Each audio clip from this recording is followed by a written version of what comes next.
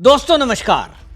दोस्तों, पश्चिम बंगाल में सरकार बदलने के साथ ही शुभेंदु अधिकारी सरकार ताबड़तोड़ एक्शन कर रही है। जहां एक तरफ भ्रष्टाचारियों पर एक्शन लिया जा रहा है, वहीं अपराधियों की नकेल कसने के लिए पुलिस को टाइट कर दिया गया है। प्रशासनिक लेवल पर बड़े पैमाने पर ट्रांसफर किए गए हैं और मनोज अग्रवाल चीफ सेक्रेटरी बनने के साथ ही सारी आईएएस लॉबी पूरी तरह से सतर्क हो गई है, क्योंकि उनको पता है कि अब सख्त एक्शन होगा। दूसरी तरफ टीएमसी की सरकार में जितने भी भ्रष्टाचार हुए हैं, शुभेंदु अधिकारी ये बोल चुके हैं कि सबका हिसाब होगा, सारे घोटालों की फाइल खोली जाएंगी और जो पहले से अपराध हो रखे हैं, जिनकी जानकारी पहले से है, जिनमें कंप्लेंट पहले से दर्ज है। ममता बनर्जी सीबीआई को अनुमति नहीं दे रही थी और उन्होंने बाकायदा एक प्रस्ताव पास विधानसभा से कर दिया था कि सीबीआई को यहां एंटर करने के पहले हमसे यानी सरकार से परमिशन लेनी पड़ेगी। परमिशन ममता बनर्जी देती नहीं थी। एक केस में हमने देखा था, फरहाद हाकिम को गिरफ्तार करने के लिए नहीं बल्कि केवल पूछताछ करने के लिए सीबीआई ने ऑफिस में बुलाया, तो वो खुद दल बल के साथ अपने कार्यकर्ताओं के साथ सीबीआई के दफ्तर पर जमावड़ा बना लिया, धरना प्रदर्शन कर दिया। यानी संस्थाओं पे प्रेशराइज करना। ईडी की रेड में आपने देखा ही किस तरह से आईपैक के दफ्तर पर ईडी की रेड हुई, तो ममता बनर्जी खुद पहुंच गई, तो उनके साथ चीफ सेक्रेटरी, उनके साथ कमिश्नर कोलकाता पुलिस का और डीजीपी, और पूरी तरह से ईडी की कार्रवाई को रोक दिया, ना बल्कि सबूत हाथ से छीन कर ले गई। अब सरकार बदली है तो एक्शन हो रहा है। पहले से ही सीबीआई का केस एक दर्ज था, जिस मामले में नगर पालिका की भर्ती और नगर पालिका घोटाले में इसमें पहले ही ईडी ने अब गिरफ्तार किया है पूर्व मंत्री सुजीत बोस। ये सुजीत बोस ममता बनर्जी का राइट हैंड था, ममता बनर्जी का खासम खास बंदा, क्योंकि ममता बनर्जी के मंत्रालय में था। और ये जो है नगर निगम में भर्ती करने के लिए इसने जो घोटाला किया, ओआरएम सीट में हेराफेरी कर दी और अपने लोगों को इसने नौकरी दी जिसका रेट कार्ड पूरी तरह से खुला हुआ था। 150 पोस्ट पर मनमर्जी की भर्ती की गई। 45 लाख रुपए इसके ठिकाने से नगद मिले हैं, जबकि करोड़ों रुपए की प्रॉपर्टी, चल अचल संपत्ति इसके पास है। अब ईडी उन सबको अटैच करेगी। इस सब की जांच चल रही है, लेकिन गिरफ्तारी का जो ये मामला है, आप जानकर चौंक जाएंगे कि किस तरह से ममता बनर्जी की सरकार में घोटाला चल रहा था और खुला एक रेट था कि आपको नगर पालिका में कर्मचारी के लिए अगर नौकरी चाहिए तो आप कितनी भी पढ़ाई क्यों ना कर रहे हो, कोई तैयारी कर रखी हो, लेकिन आप पैसे दोगे तो ही नौकरी लगेगी। ड्राइवर का 4 लाख रुपए रेट रखा गया था, सफाई कर्मचारी के लिए 4 लाख, ग्रुप डी की भर्ती में 7 लाख, ग्रुप सी की भर्ती में 7 लाख और टाइपिस्ट का भी 7 लाख रेट रखा गया था। आप तो सोचें, कोई व्यक्ति अगर 7 लाख रुपए दे के ग्रुप डी में भर्ती होगा, टाइपिस्ट भर्ती होगा, पहली बात तो ये गरीब आदमी, उसके पास 7 लाख आएंगे कहां से? जो लोग लगे वो कहने को टीएमसी के हैं और टीएमसी उनकी भर्ती कर रही है, लेकिन असली खेल यहां तक नहीं है। वो टीएमसी के कार्यकर्ता हैं, लेकिन उसके बावजूद भी उनसे पैसे वसूले गए और ऐसी 150 पोस्टें भरी गई। ये तो एक घोटाला है। भर्ती घोटाला आप देख ही चुके हैं, पार्थ चटर्जी जिसके अंदर उनकी जो सहयोगी थी उसके फ्लैट से बैग के बैग मिले थे, और एक के बाद एक इतने बंगाल में घोटाले हुए हैं। पूरी मंत्रालय ममता बनर्जी की ऐसी थी, सबको लूट की छूट दी गई थी। काम तो कुछ चल ही नहीं रहा था, कोई आइडियोलॉजी टीएमसी की है नहीं, और एक ही केवल था कि बस किसी तरह से संसाधनों पे लूट करो। आप आलम देखिए कितना सिस्टमैटिक तरीके से लूट चल रही थी टीएमसी की, कि आप सोच सकते हैं मीडिया में कोई खबर नहीं। पता यह चला है मुझे, मेरे पत्रकार मित्र बता रहे हैं कि जितने भी वहां अखबार थे, जो भी कोई न्यूज चैनल थे, ममता बनर्जी तय किया करती थी कि न्यूज चैनल का हेड कौन होगा, कौन एडिटर होगा, कौन एंकर इनको कवर करने जाएगी। तो आप सोचिए, टीएमसी ने अपने लोगों को वहां टॉप पोस्ट पे बिठा रखा था, और अगर कोई इनके हिसाब से ऐसा करने को मना कर दे, भाई एबीपी न्यूज था, कितना प्रसिद्ध चैनल है, और अगर वहां कहे ममता बनर्जी का ये मेरा आदमी है, इसको एडिटर बनाओ, ये मेरी फेवर की खबरें दिखाएगा, और किसी ने कर दिया मना कि भैया हम तो बड़े चैनल है, हम तो रखेंगे नहीं, हम तो अपने हिसाब से रखेंगे। तो फिर समझ लो वो वहां अपना चैनल चला ही नहीं सकता। उनके ऊपर हमले होंगे, उनके ऑफिसों में रेड होगी और किसी ना किसी केस में तो फंसा ही दिया जाएगा। और इसलिए ज्यादातर लोगों ने सरेंडर किया। जो लोग ममता बनर्जी से समझौता नहीं करके अपनी पत्रकारिता को जिंदा रखे थे, वो सब यहां से बंगाल ही छोड़ गए। नुपुर शर्मा आपको याद होगी, ऑफ इंडिया, उन्होंने तय किया, जब उनको परेशान किया जाने लगा तो उन्होंने बंगाल छोड़ दिया और दिल्ली शिफ्ट हो गई। दिल्ली से उन्होंने अपना सब न्यूज़ का काम चलाया, तो बंगाल में रह के नहीं हो सकता था। तो इसलिए खबर लीक नहीं होती थी, वरना इस तरह की चीज़ें जब सामने आ रही हों, सोचिए, मतलब क्या आपको पता था कि गली मोहल्ले में कोई एक कुर्सी डाल करके गुंडा बैठा रहता है, जितनी बाइक जाएंगी वो उससे 10-10 रुपये वसूल करेगा।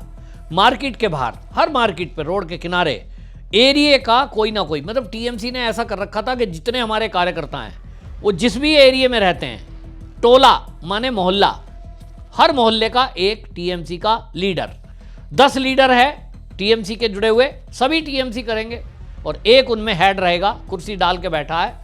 आपको बाजार से सामान खरीदना है, आप रुके हैं, एक चिप्स का पैकेट खरीदना है, आप दूध का एक पैकेट लेने के लिए रुके हैं, दुकान के बाहर आपने अपनी बाइक स्कूटर खड़ा किया, लेकिन वो जो टीएमसी का गुंडा वहां बैठा है उसको आपको 10 रुपये टोल देना पड़ेगा।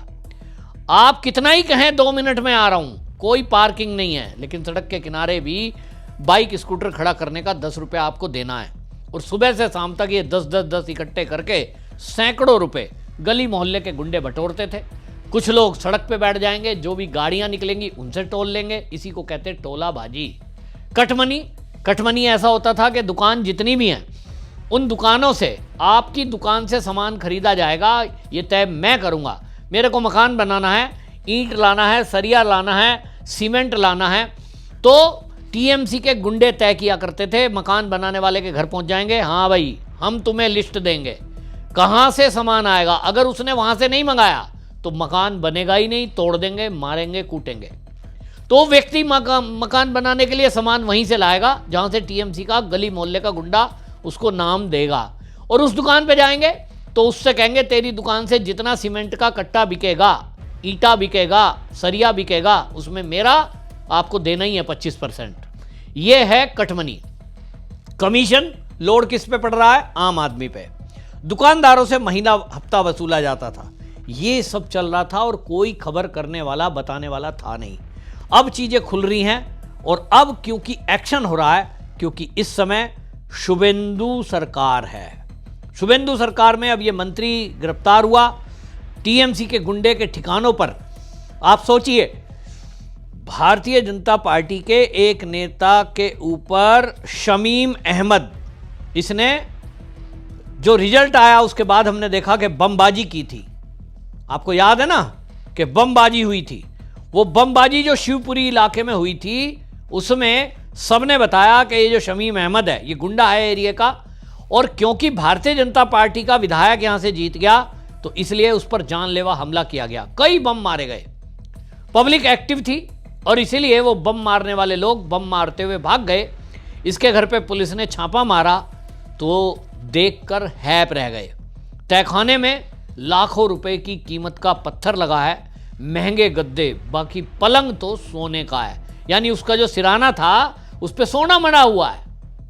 आप सोचें कि तहखाने में नीचे और सीसीटीवी लगा रखे हैं, मतलब करोड़ों रुपए का एक मकान जिसमें सोने के पलंग रखे हुए हैं, और आदमी क्या करता है? केवल गुंडागर्दी, वसूली, अवैध वसूली। ये सब बंगाल में चल रहा था। तो आप सोचिए बंगाल में चल क्या रहा था? केवल लूट चल रही थी, केवल लूट, गुंडागर्दी, लूट।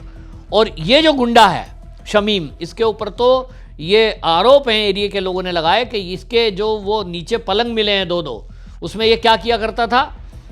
बाकायदा एरिया की छोटी छोटी बच्चियों को ये जबरदस्ती उठवा लेता था, और उसमें हिंदू लड़कियां होती थी बहुत सारी, नाबालिग बच्चियां, और फिर उनकी वीडियो बनाया करता था।